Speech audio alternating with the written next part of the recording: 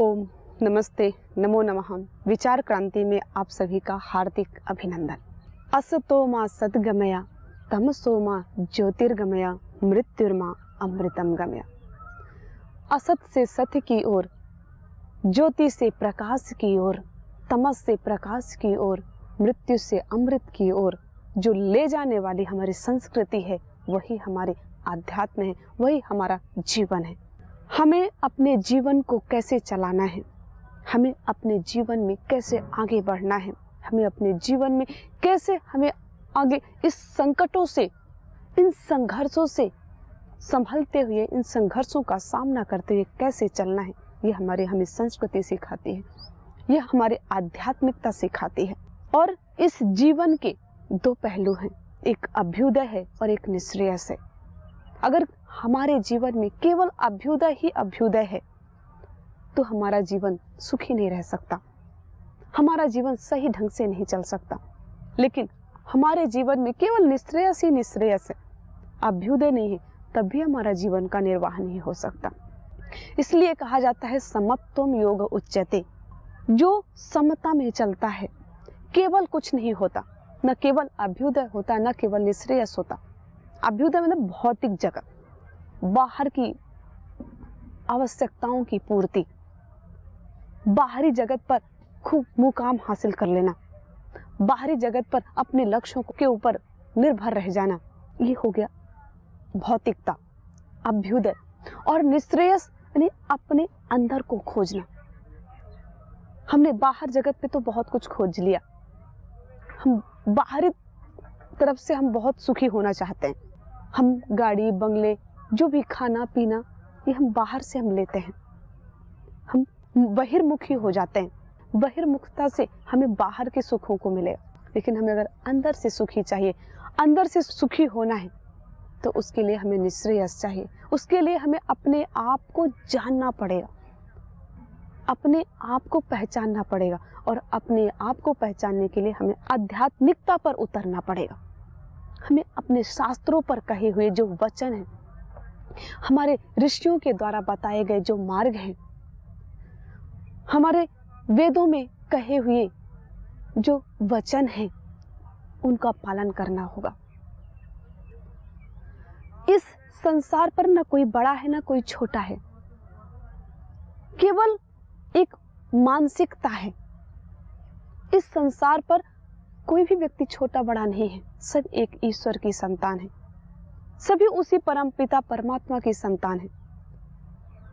लेकिन उसने हमें इस सृष्टि पर भेजा है, लेकिन इस सृष्टि पर बहुत सारे प्राणी हैं, बहुत सारे जीव हैं, लेकिन उन प्राणियों में से सर्वश्रेष्ठ प्राणी जो होता है वो मनुष्य होता है। सब श्रेष्ठ प्राणी जो बनाया भगवान ने, वो मनुष्य को बनाया। ये सृष्टि एक रंगमंच है, एक नाटक की भूमिका हम निभा रहे हैं, अपना अपना किरदार निभा रहे हैं। लेकिन इस नाटक में ही अगर हम उलझ करके रह जाए, हम अपने जीवन के बारे में नहीं सोचे, हम कहाँ से आए थे और हम किस लिए आए हैं और हमें कहाँ जाना है, हमें किसके लिए क्या करना है, क्या सोचना है, कैसे चलना है, क्या करना है, क्या नहीं करना, अगर हमारे जीवन में, अगर हमारे मन में अगर प्रश्न नहीं उठते, तो फिर मनुष्य का जीवन और बाकी प्राणियों के जीवन में कोई अंतर नहीं होगा। तो इस जीवन को समझने के लिए सब कुछ बाहर जगत से नहीं हो सकता। ये तो सब कुछ एक निर्वाह करने के लिए है, ये तो केवल शरीर के स्तर पर है, इस शरीर के की सुविधाओं के स्तर पर है। लेकिन जो हमें खोज होती है वो हमें असली सुख की होती है, हमें आनंद की होती है। 99% हम अपने जीवन में भूल जाते हैं कि हम खोज क्या रहे हैं, हमारा लक्ष्य क्या है। हम थोड़े से सुख सुविधाओं में आने पे हम संस्कार भूल जाते हैं, हम अहंकार को पालित कर लेते हैं। हमारे पास में थोड़ा सा धन संपदा पैसा आ गया, उसी का हम गुमान करने लग जाते हैं। हम भूल जाते हैं कि हम कहाँ से आए, हम भूल जाते हैं कि हम कौन हैं, हम भूल जाते हैं कि ये कागज के टुकड़े, ये धन संपदा, ये हमारे जीवन का लक्ष्य नहीं है। और ये सब कुछ को नष्ट करने वाले हमारी एक शिक्षा है, जो हमारी शिक्षा वो हमारी शिक्षा नहीं है, वो मैकाले की दी हुई शिक्षा है। मैकाले ने आकर के हमारे देश में इतना भ्रष्टाचार मचा दिया। उस मैकाले की शिक्षा ने हमें जीवन को जीना नहीं, हमें दूसरों की नौकरी करनी सिखा दी।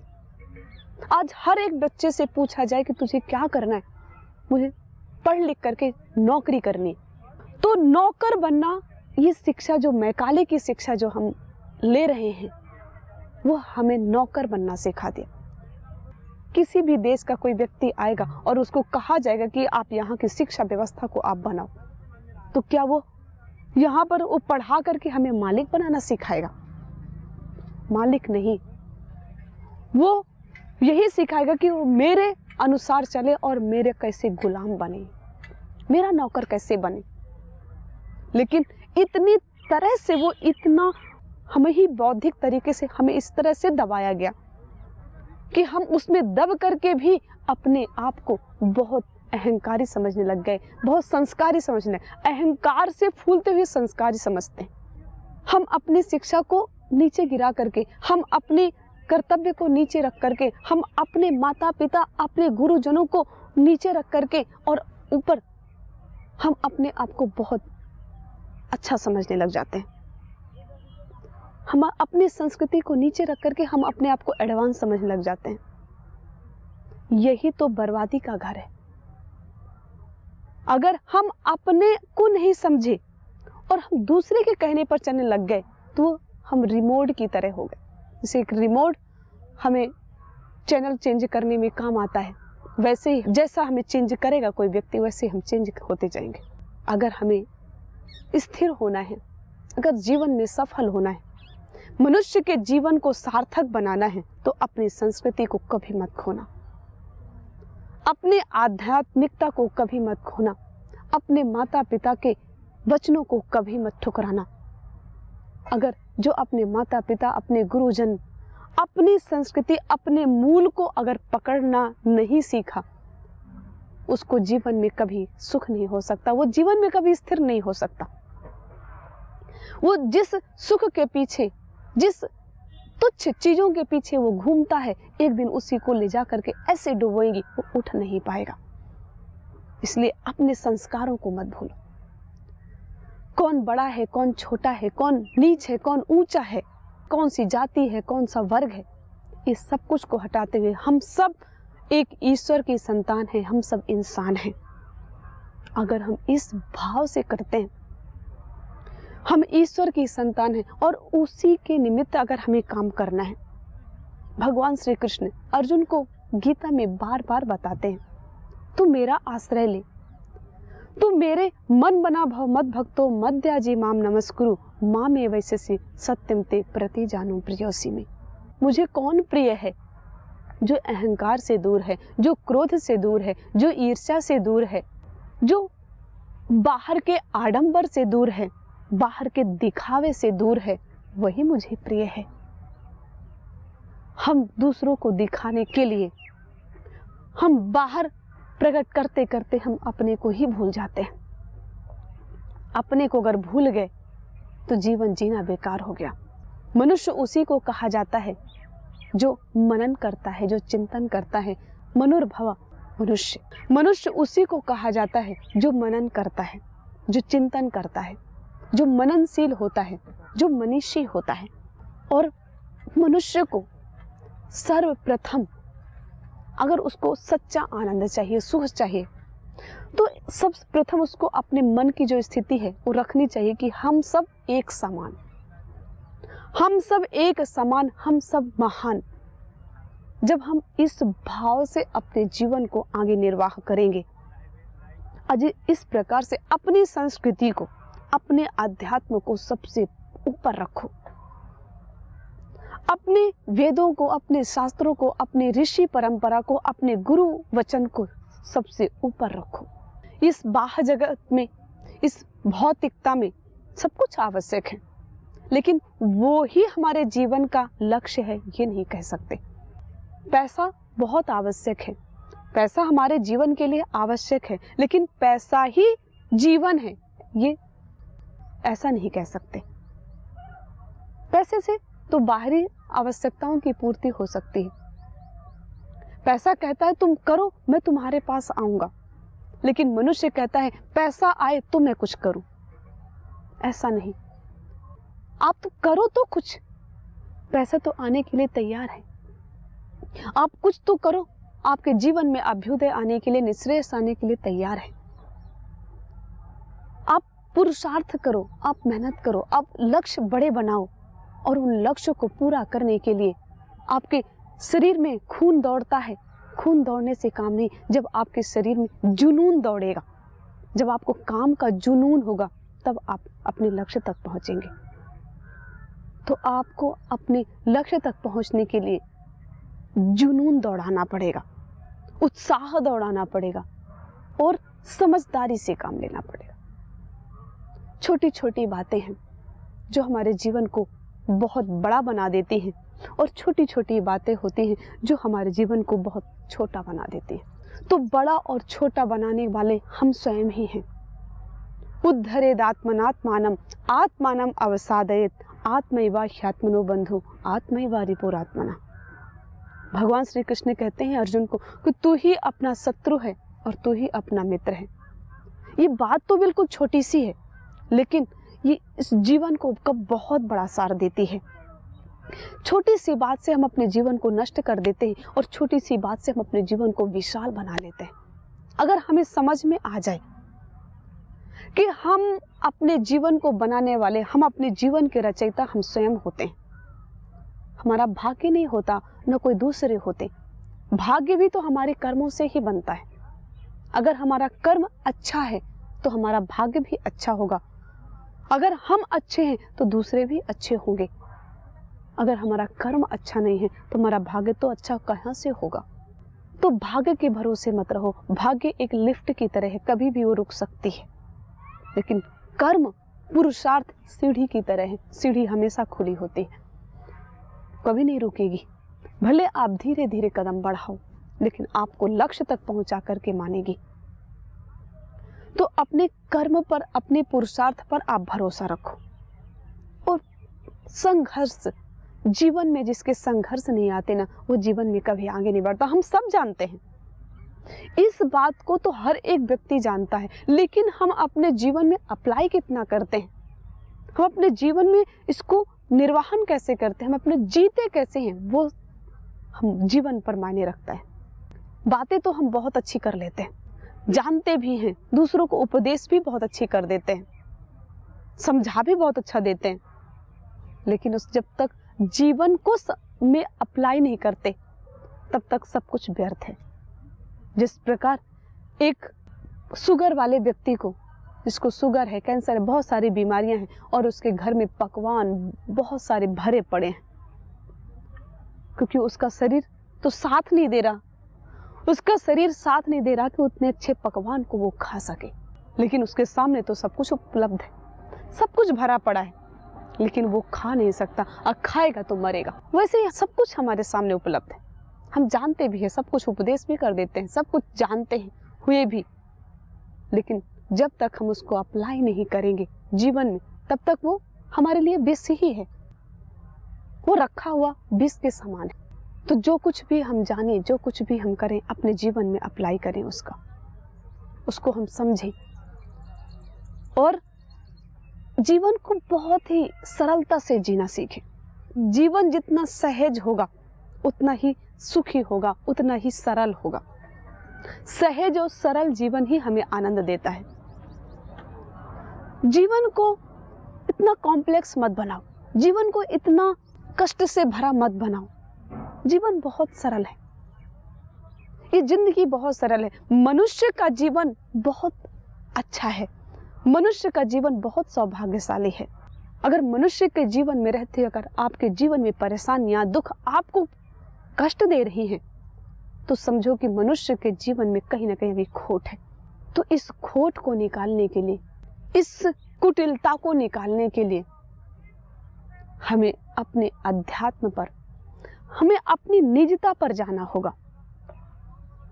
और इस निजता पर पहुंचाने के लिए जो हमारे पर्व आते हैं, जो त्योहार आते हैं, जो हमें उपासना करते हैं, जैसे हम उपवास करते हैं। उपवास 99% लोग समझते हैं कि अन्न को त्याग देना ही उपवास है, लेकिन अन्न का त्याग वो प्रथम चरण है, वो अन्नमय कोश है।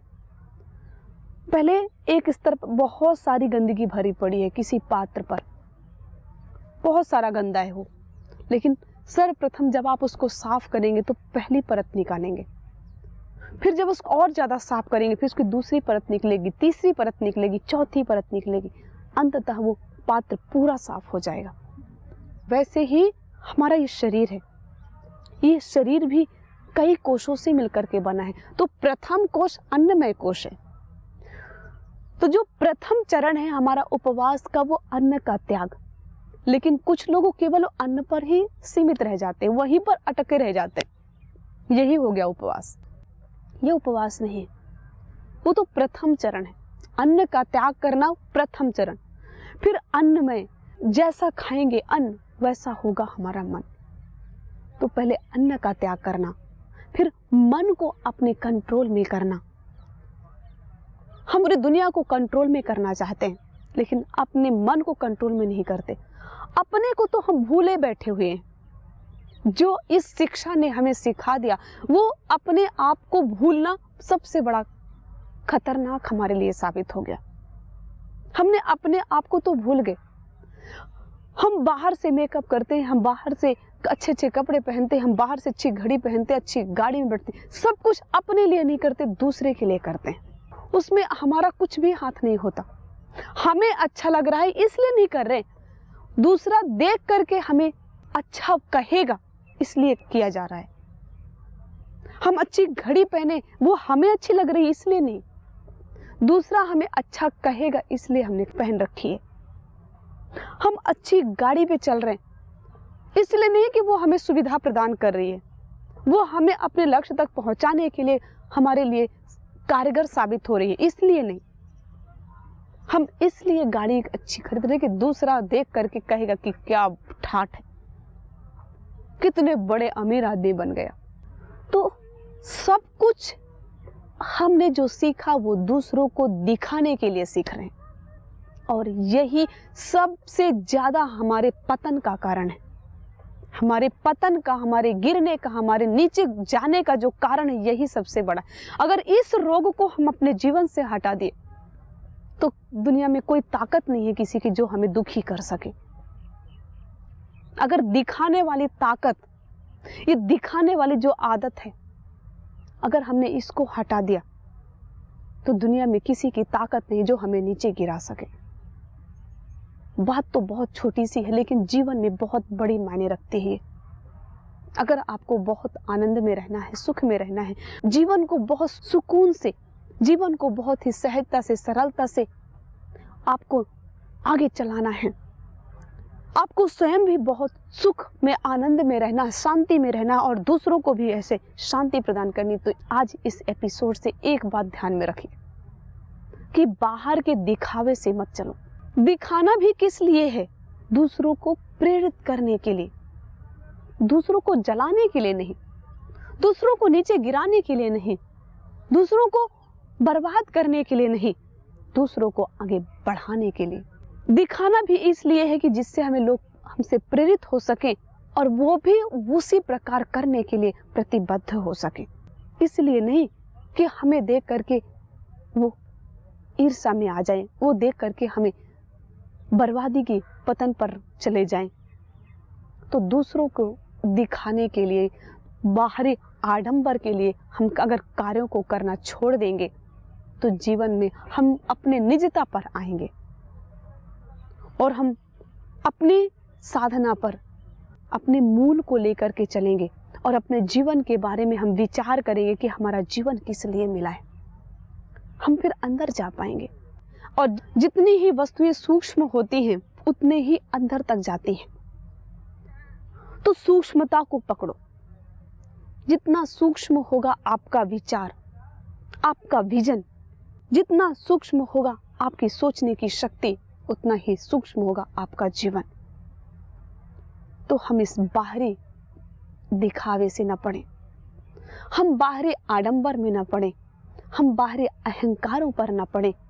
बहुत सुंदर जीवन है, लेकिन संस्कार की बजाय अहंकार आ जाए तो बना बनाए ही सब कुछ नष्ट हो जाता है।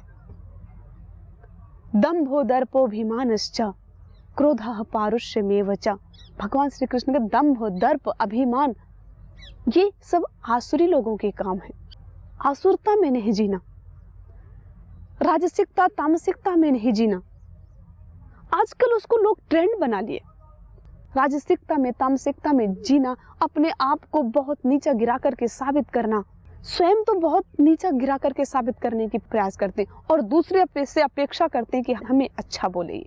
दूसरे से हमारी अपेक्षाएं होती हैं कि हमारे लिए अच्छा शब्द का प्रयोग करे, हमारे लिए अच्छा बोले, लेकिन स्वयं कहते हैं मैं तो बिल्कुल बेकार हूँ, मैं तो बिल्कुल साधारण हूँ।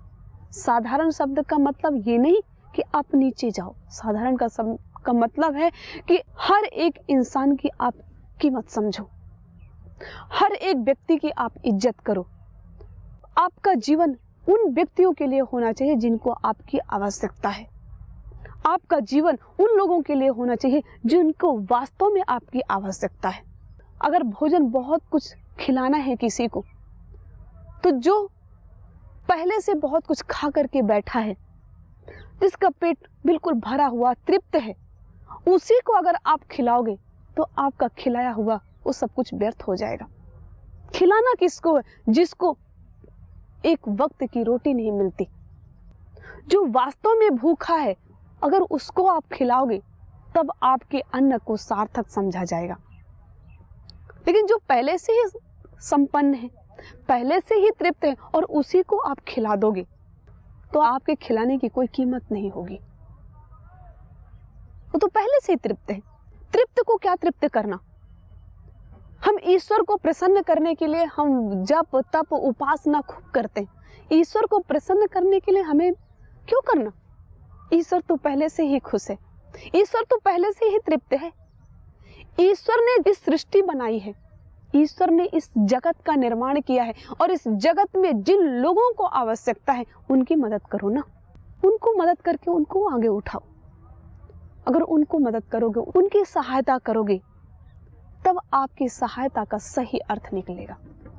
आज की इस विचार क्रांति से हम एक सार ग्रहण करें कि बाहरी दिखावे पे ना पड़े, बाहरी अहंकार आडंबर दंभ दर्प में ना पड़े, अपने निजता पर जिए। और कोई बड़ा नहीं है, कोई छोटा नहीं, कोई ऊंचा नहीं, कोई नीचा नहीं। हम एक परम पिता परमात्मा की संतान हैं और हमारे जीवन की सार्थकता वही है जहां लोगों की आवश्यकता है। सार्थकता वहीं पर होगी जहां लोगों की आवश्यकता होगी। अगर जिनको आवश्यकता नहीं, अगर उनको हम दे रहे हैं तो हमारे जीवन की सार्थकता नहीं होगी। तो हम अपने जीवन को सार्थक बनाएं, अपने जीवन में आगे बढ़ना सीखें, अपने निजता पर जीना सीखें, अपने मूल पर जीना सीखें और अपने को अहंकारी नहीं, अपने को स्वाभिमानी बनाएं। किसी को नीचा दिखाने का प्रयास कभी ना करें। हमेशा सभी को ऊंचा संगच्छध्वम संवदध्वम संवो मनांसि जानताम देवा भाग यथा पूर्वे संजाना न उपासते। ओम नमस्ते।